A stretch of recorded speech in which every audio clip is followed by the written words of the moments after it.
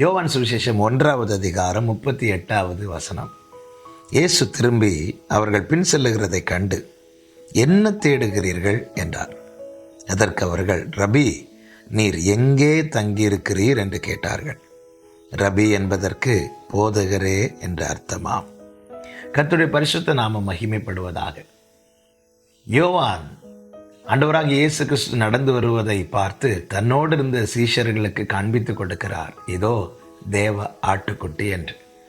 யோவான் ஸ்நானன் சொல்ல கேட்டு அவருக்கு பின்பதாக அந்த 2 சீஷர்கள் புறப்பட்டு வருகிறார்கள்.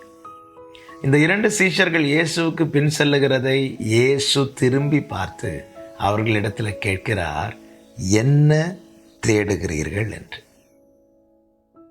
எதற்காக என்னை பின்பற்றுகிறீர்கள்? என்னிடத்தில் என்ன எதிர்பார்க்கிறீர்கள்?